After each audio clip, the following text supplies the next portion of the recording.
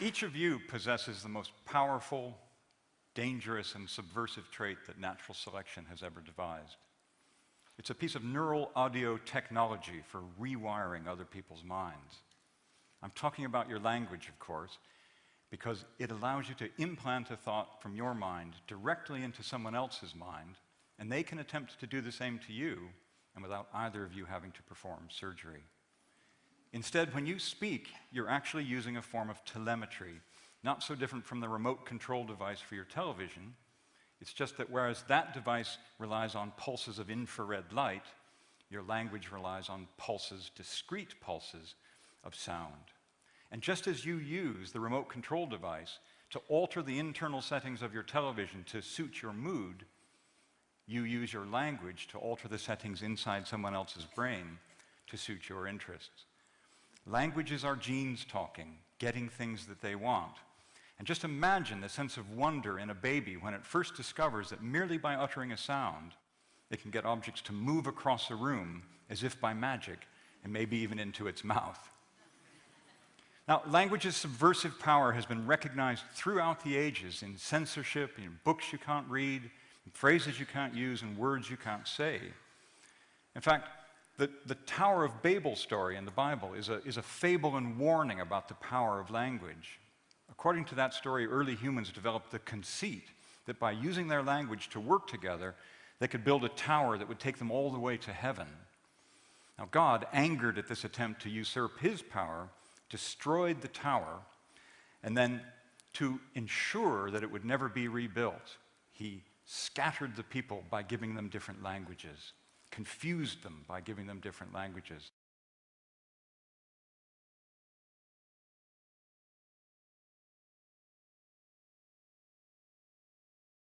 Different languages. Zurro de mierda. Ahora verás. Será lo último que comas. Prepárate para ver qué hay después.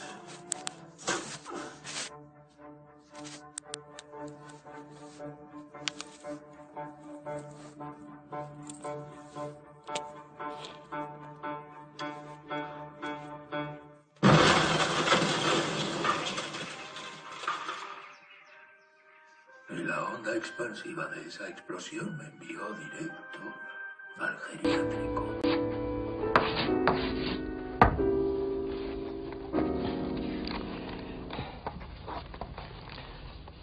A dog cannot lie. Neither can he be sincere.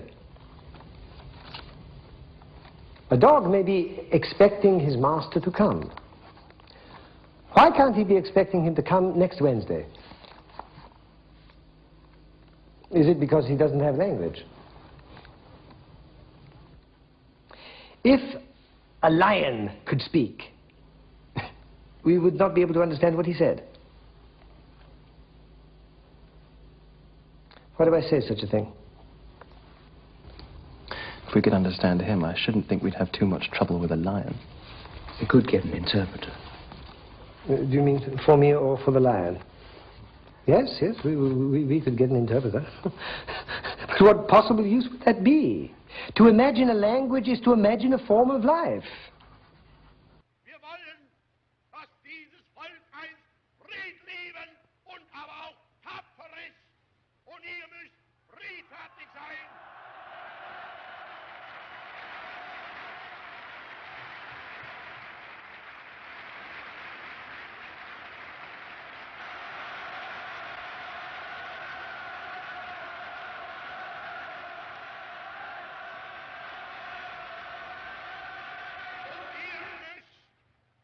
Deshalb friedfertig sein und mutig zugleich.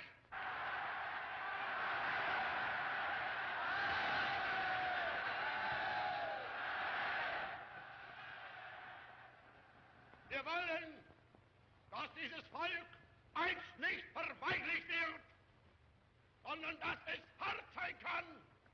Und ihr müsst euch in der Jugend dafür stehlen. Ihr müsst lernen, Entbehrungen auf euch zu nehmen, ohne jeweils... Sí.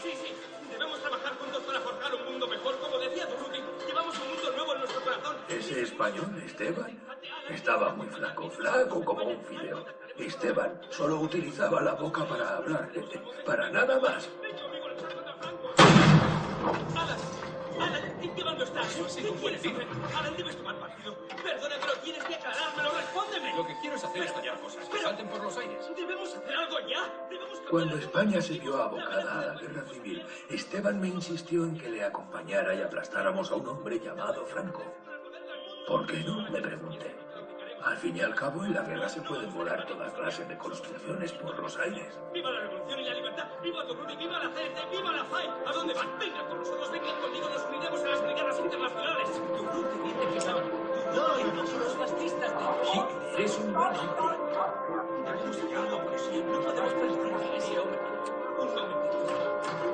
Me cago en la hostia. ¿Cómo pueden pensar en dormir? No hay tiempo para eso. Nuestro deber es levantar los fusiles y luchar contra Franco. Atacar es vencer. Antes morir que retroceder. ¡Viva la revolución! ¡Viva la revolución!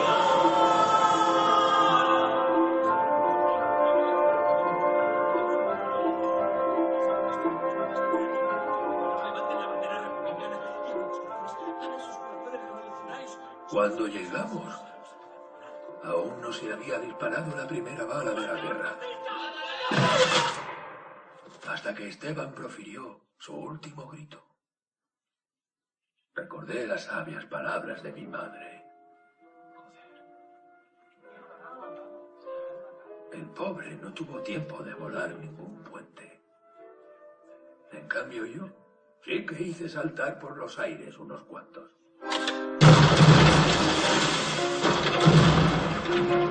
3, 2, 1 y a tomar por saco. ¡Alan, agáchate, coño! Pasaron los años.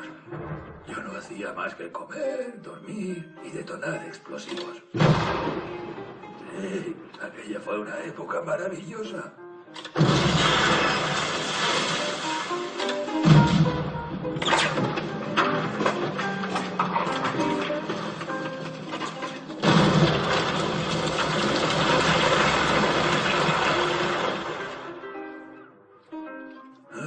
Era demasiado bonito para que durara.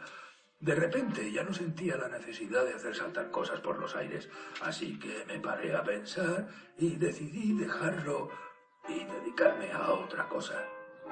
Y si uno ha recorrido España de arriba a abajo a lo largo de cientos de kilómetros, no tiene inconveniente en que le lleven un trecho. ¡Pare! ¿Pero qué hace, Yemen? ¡Para! ¡Que pares, te digo! ¡Pare, pare!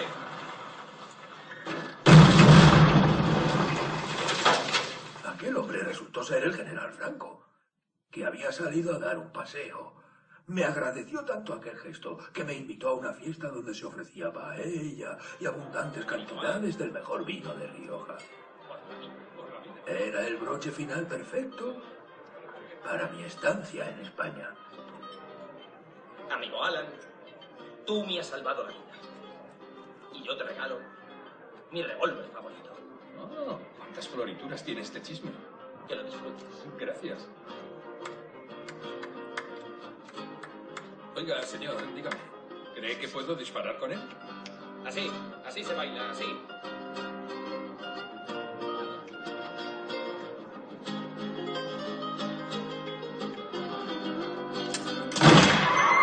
¡Tranquilo todo el mundo! Es mi amigo Alan.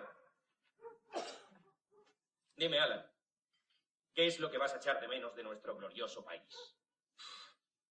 El vino. Y mi amigo Esteban. Que ha muerto. ¡Que viva Esteban!